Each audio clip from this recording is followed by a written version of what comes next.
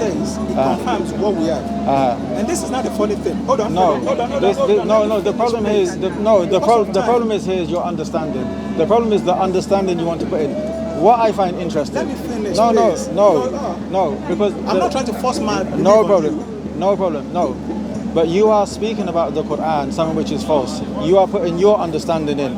The Quran itself is confirming that which is correct with what you have. Okay. So for example.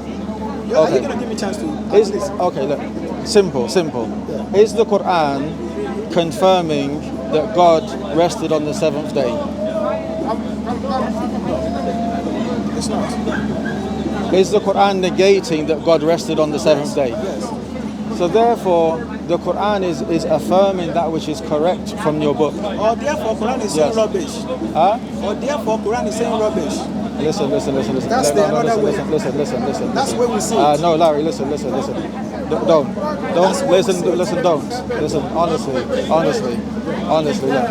I'll finish the conversation. Sorry? I will finish the conversation. Listen, look. If you want to come and say you don't agree with Islam, if you don't agree with the Prophet Muhammad sallallahu alaihi wasallam, there's room for this.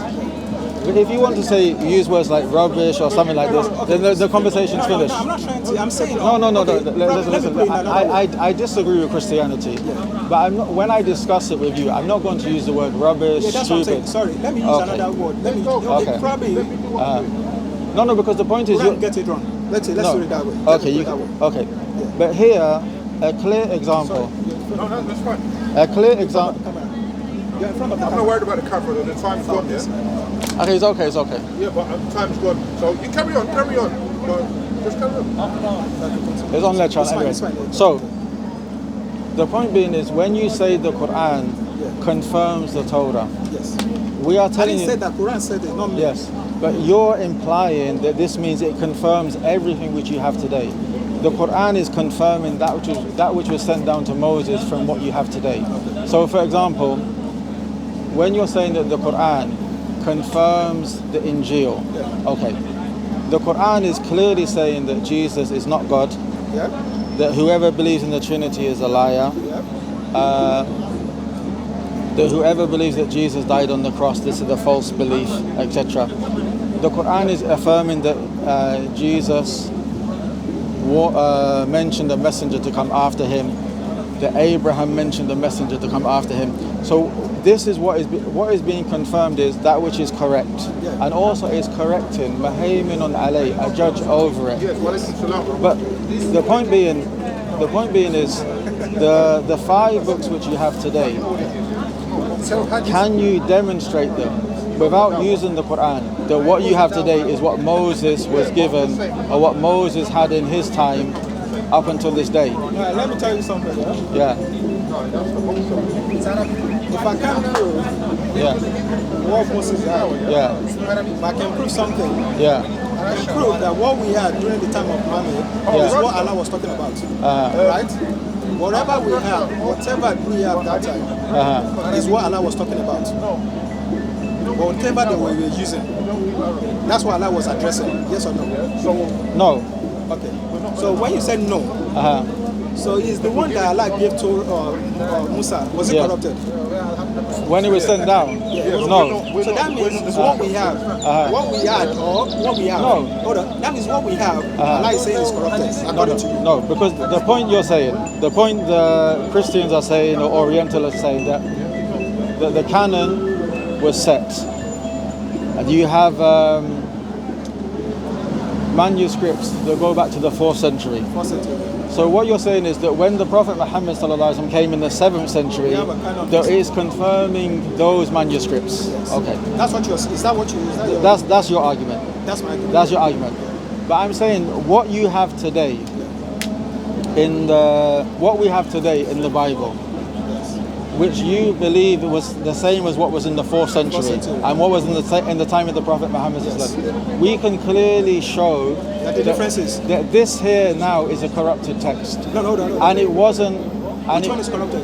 The 4th century one. The 4th century one, Okay, the 7th century one, and the 21st century one. Good. We have good understanding now. So, Yes. so that's your belief that what they had. I will show you. Hold on. Okay, Genesis. Hold on. Let me show you. No, hold on. Before you do anything, don't go into Bible. You just did something now that you didn't know. I will show you. So now, the book that they had in 4th century, you believe that's the book that we have now, right? No, this is the Christian. I said this is the Christian claim. And I'm saying, do you believe it or not? Without the proof, so you don't believe that? No, but what I'm saying is the 4th century one. Even what you have in the 4th century is a corrupted text. I'm not talking about what we have in 4th century. 4th century. Yeah. During the time of Muhammad, do we still have it now? Whether it's corrupt or not, do we still have it now? See, what you have in the 4th century, it has books which you've taken out. We still have those books. It has a Shepherd of Ezra, Hermas. all those things. Yes.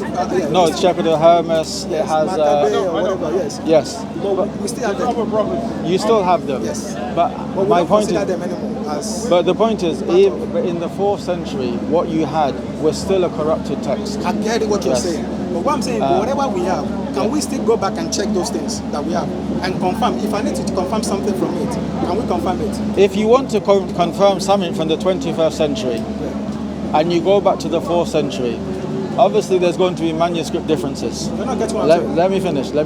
There's going to be manuscript differences.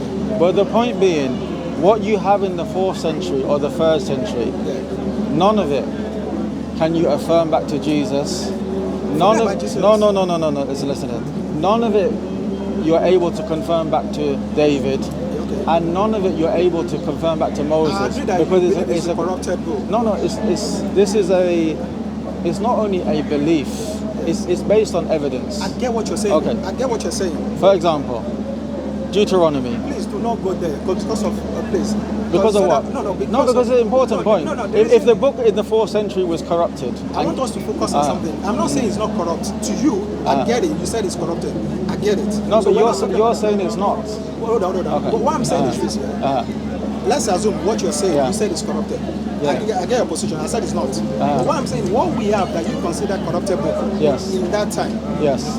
And to now we have that time we have Luke, right?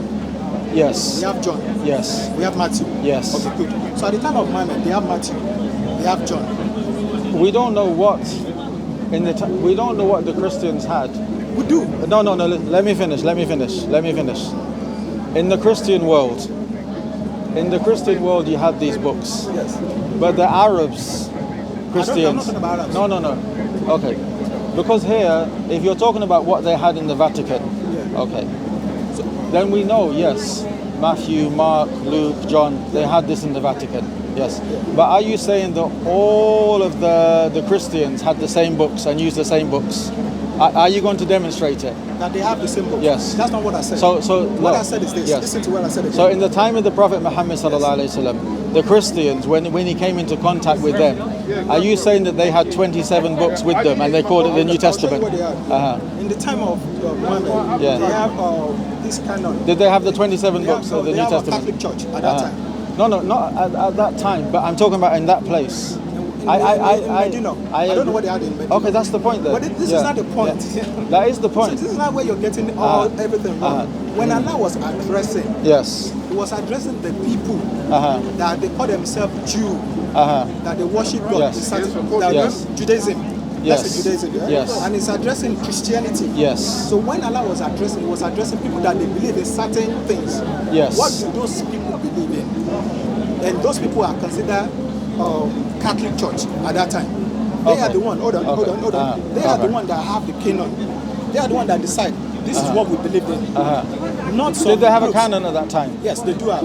Are you sure? Hold on. I'm trying to. They have a. Regardless. No, regardless. Because the point is, what they had at that time, the Quran refutes it as well. I get it. But what I'm trying to say to you is those things that they have, Book of John, they have it during the time of Muhammad. Because they already did. It existed. But did the Prophet Muhammad have it, or did the Arabs have it around him, or the Christians he came in contact have it? Whether they have it or not, yes. Allah addressed it. This is what I'm talking about. Allah knows best. He knows more than me and you. No. Allah doesn't need to say No. This is you putting something in. The point being is, the Quran itself, it refutes the beliefs. Okay, listen. So I'm asking you the same question, without trying to use the Quran. From your own self, can you affirm the first 5 books which you have? You're trying to run away from the conversation. No, it's not running away. I've already agreed with you. Corrupted? I'm asking you. Yeah. Okay. I don't need to prove that anymore. I don't need to prove that to you anymore. So look, Genesis. Because you already believe it's corrupted, and that's okay. Fine. No, Genesis, verse 12. Sorry, chapter 12, verse 6. Okay. Genesis, chapter 12, verse 6. It mentions an Abram passed through the land unto the place of Siham or Sikam, unto the plain of Morah, and the Canaanite was then in the land. Okay. So the one who wrote this, he's saying that when Abraham traveled through this place, at that time, the Canaanites were still in the land. As you know, according to the Bible, the Canaanites were not removed from Jerusalem and this area until after Moses died, in the time of Joshua.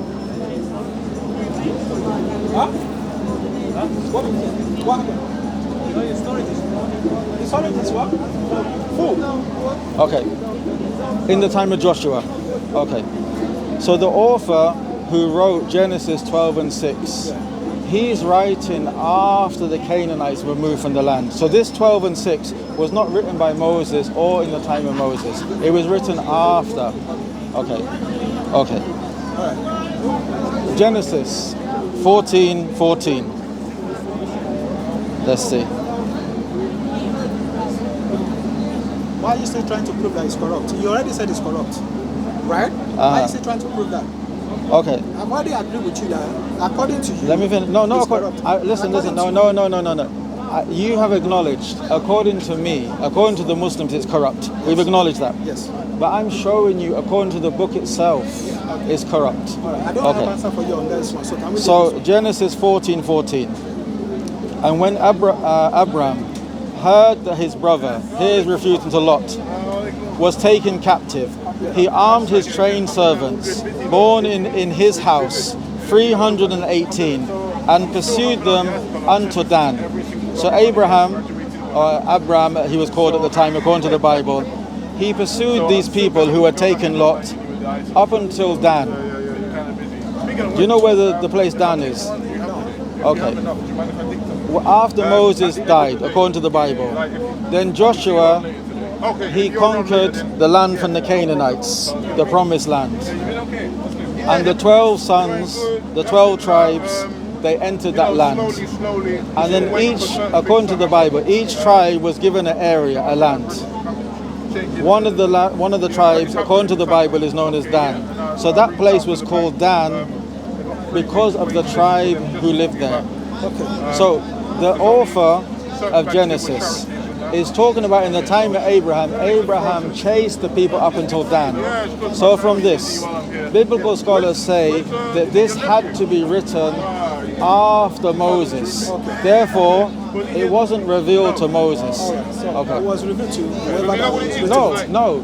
The point is Moses received revelation.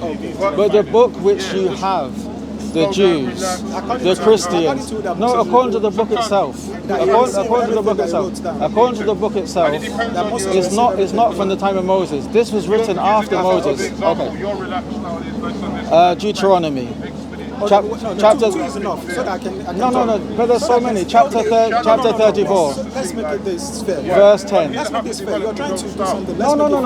The point is, I've read what you said about okay. Do you accept it? Do you accept it? Now what? That these verses were not written by Moses or in the time of Moses. No. The reason why I'm not accepting. You don't accept it. The reason why I'm not accepting it is this, because I've not studied this thing that you said. So if I check it. Okay, no problem. So I don't know. Then check it. But I'm going to give you one which you don't have to. You don't have to check. Don't give me anymore. Let me give me a chance. I will. No, because I'm trying to make a point, and I understand it's true. Sometimes someone will make a point, you have to go and research it. But now I'm going to give you something which you don't have to research. It's clear as the sun in the sky. So Deuteronomy, chapter 34, verse 5. It mentions the death and the burial of Moses. Yes. And then in the same chapter, verse number 10, it says, and since that time there has not appeared in Israel a prophet like Moses. Therefore someone complete it. This is written after Moses. Moses did not write about his death. Yes. He did not write about his death. Simply, yes, And when you make a statement that there has been no prophet in the children of Israel like Moses since that time, this has to be after. But there's so many verses like this. So the point being is, so if Moses started it, somebody finishes. Yeah. So what does that mean? It means that what? Therefore, this is not the revelation given to Moses. Okay. Yes. According to Islam, but we don't have according to the book itself. No, but we don't have that claim. We are not putting the claim that God gave the revelation to Moses. Nobody wrote anything in Deuteronomy. You need to check history, because this is the traditional position of Judaism and Christianity. I get what you're saying, because when the errors were shown, then the Christians, they moved their position on what does revelation mean, what does inspiration mean. They changed their position.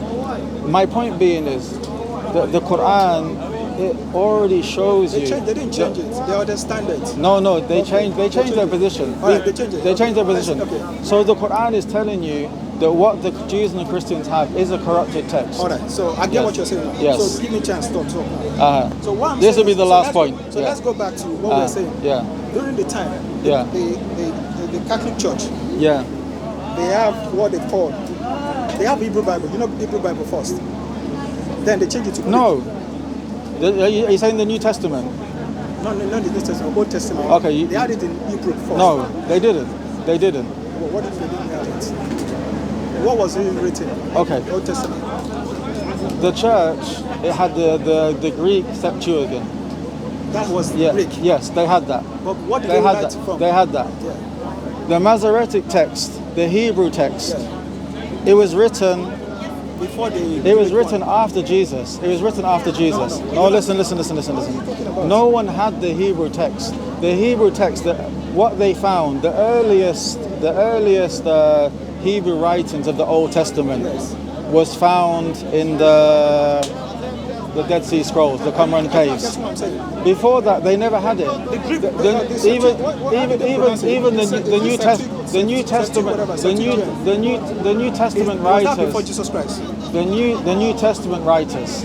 Hold on. They used the Greek Old Testament to write their books. Was it before Jesus Christ? Yes. The Greek. Yes. So the Greek one that they have in the Old Testament that they have Greek before Jesus Christ. How did they write that one? What did they use? What they claim.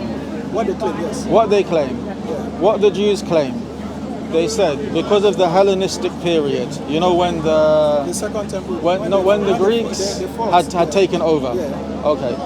And many of the Jews have forgotten the Hebrew. Yeah. Okay. They're not speaking Greek. Yeah. Then they claim that they took 5 members of each tribe, of the 12 tribes, and put them in a room, hence why it's called the Septuagint, the 70, and they wrote a Greek translation. That's what they claim. They claim Look up. That they transfer it.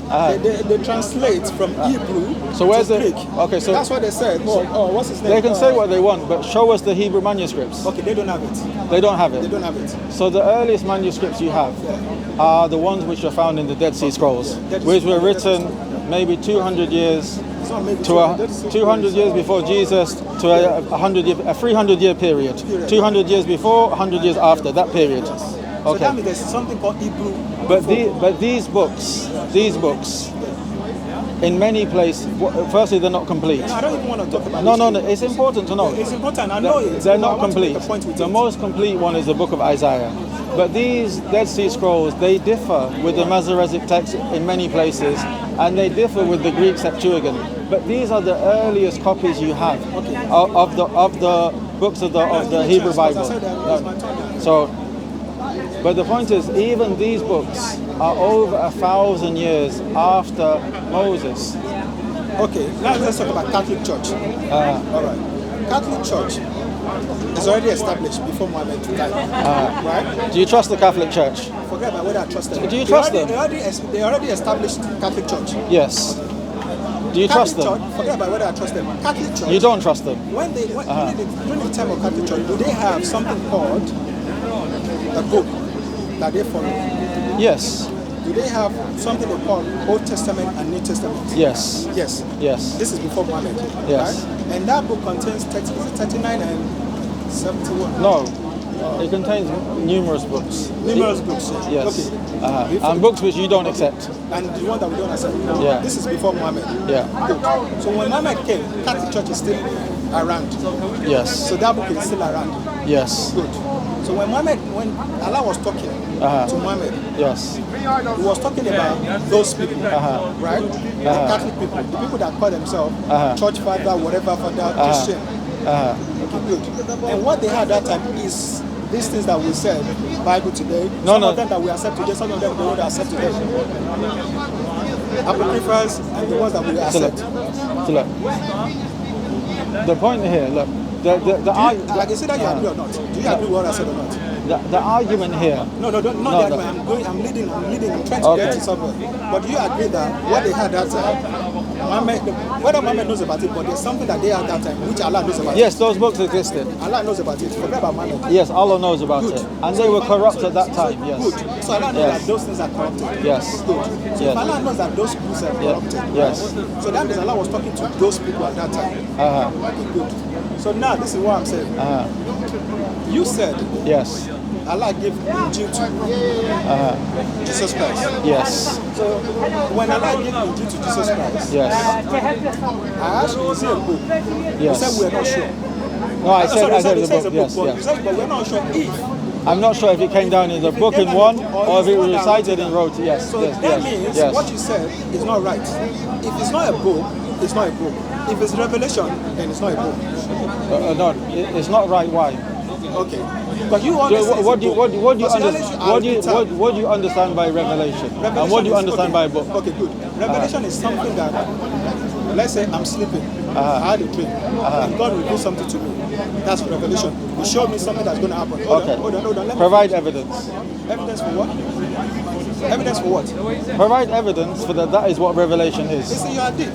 When Aisha said, your messenger received, that Muhammad received revelation sometimes through ringing, sometimes when he was sleeping. Okay. Is that an evidence? Okay. No, but the point being, the point is, look, let me explain to you. Firstly, revelation comes down in different ways. In different ways. When a messenger, someone appointed and chosen by the Creator, has a dream, this is revelation. Yes.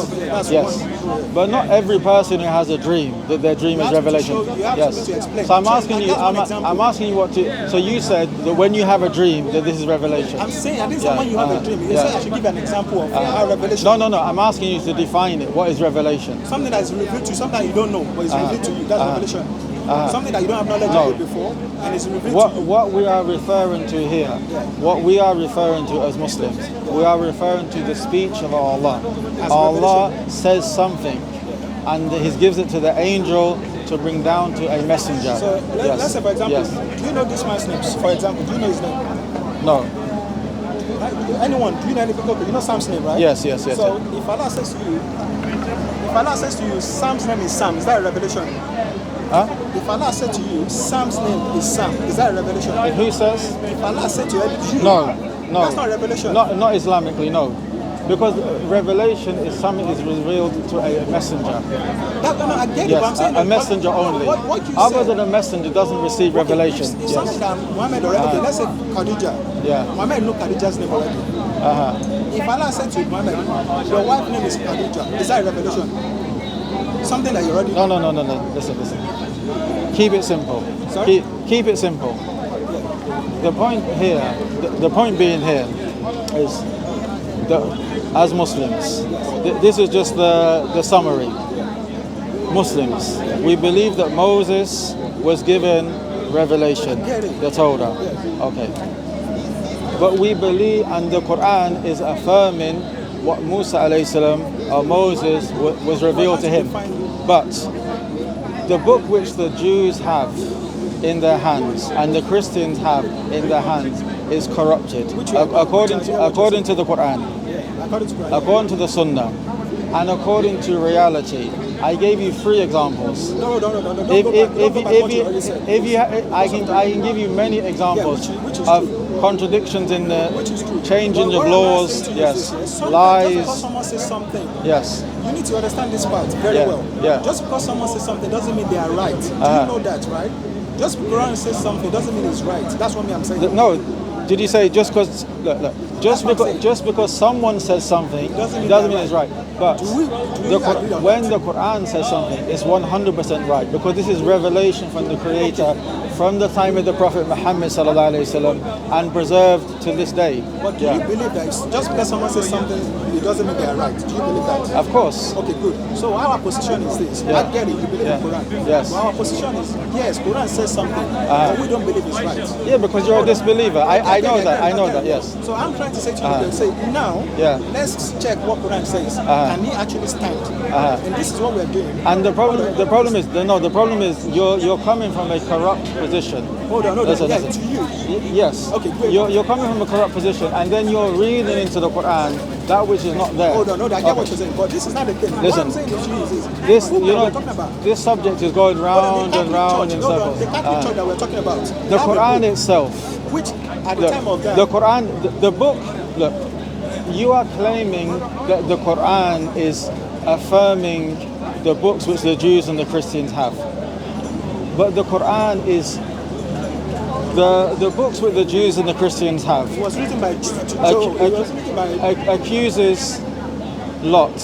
Hold on, please. You're No, now. it's not aggressive. Okay, look, but I'm going to give you a list of things which the Quran does not affirm and the Quran negates it. Therefore. No, listen. So basically, what you're coming from your point. Your point is, your argument is the Quran is affirming what the Jews and the Christians have. Yes. And then the Quran is saying that some of the things which you have is incorrect. Therefore, you're saying the Quran is contradicting itself. Yes. That's your argument. That's my argument. And I'm saying the problem is not only your understanding, but I would say your corrupt intent. Because the way to understand it is, when the Quran affirms, it's affirming what you still have from the original revelation given to Moses, the original revelation given to Dawood, and the original revelation given to Jesus, Isa alayhi salam. So this is why you're Let me finish. So this is the point we're making. And in order to demonstrate this, we're showing you where the Quran has corrected the Bible. Why is Quran correcting Luke? Why is Quran correcting Mark? Listen. And also, if the Muslims, they just step back, the Muslim scholars don't say a single word. Your own biblical scholars are telling you that your book is not the original book.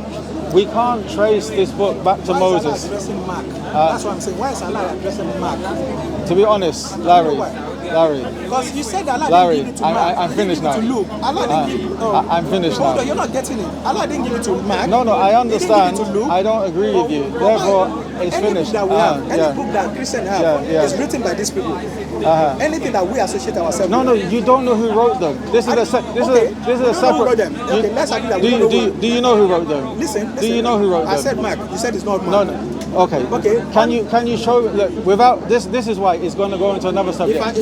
Can you show it's from Mark? Don't let us. Can you show it? No. Can you show me who wrote Surah Al-Baqarah? Can you show me who wrote Surah Al-Baqarah? Yes. Show me who wrote it. The name of who wrote Surah Al-Baqarah. The Quran was revealed upon the whole Quran was revealed upon the Prophet Muhammad sallallahu alaihi wasallam, and he recited it to the people, and the people they memorized it to this day. Who now wrote it down? What's the name of the person that wrote it down? The Prophet Muhammad sallallahu alaihi wasallam, we have the names of 65 different scribes. Who wrote it down? So who wrote down the whole of Baqarah? I don't know. Exactly. No. It's not the same argument. Okay. You're disingenuous because it's not the same argument. Because he said the argument is you have a book written after Jesus. And exactly, you said written after Jesus. That's exactly what I'm doing. And claimed. That's exactly what I'm saying. That Mark was it written after Jesus? Mark, the secretary of Peter, wrote it, but you have no evidence. Was it written after Jesus? You just said it was written after Jesus. The New Testament. Yes. Hey, you know, see, you're getting it now. If it was written after Jesus, it was written after Jesus. Yes. That means Jesus didn't write it. That means it couldn't have been in yes. That means it couldn't have been what you claim. As I told you last week, and as I told you this week. Luke now wrote something. So this is the corrupted text. You know, Allah didn't talk to Luke. This is the corrupted text. But you know, Allah didn't talk to Luke. Allah didn't talk to Luke. Allah didn't give his Listen. Luke himself. Look. I'm finished now, but I'm going to tell you last thing. Luke himself does not claim. Firstly, you have no evidence that a person called Luke, who was a traveling companion of Paul, wrote it. You have no evidence. That's one. But secondly, if you read the Gospel according to Luke, he himself is telling you. He told you that I felt that I should write from what witnesses and what eyewitnesses write. What about Paul? Did Paul write his books? Did Paul write his books? Did Paul write his books? According to scholars, he has 14 books. Hebrews is definitely not by him. 6 books are disputed. So why did Allah? Judgment it will finish. We can have Larry, finish. He said something before. I'm finished. No, I get we're finished. He said something before. He said probably. He said probably we can discuss. He said you have our YouTube. No. He said you're responding on YouTube. Yeah, but I'm not going to. It's already been discussed. Yeah. It's not been discussed. I never said he would. I said he could get his number. You didn't say you have to give it to me. You just said I can ask you. Is this getting up like? I don't see the benefit. The benefit is you just said something that he said. They wrote this down. I told you that last week. No. Listen. You said they wrote this in after Jesus for everyone. Because you didn't give me time. You always want to say something. Go and check the video last week. I told you that last week. I told you that the 27 books were all written after Jesus. That's what I'm saying. I said, you just said to me it was written after Jesus. I told you that. Everybody knows. Everybody knows this thing. Let me explain myself. It's like All the best. May Allah like you.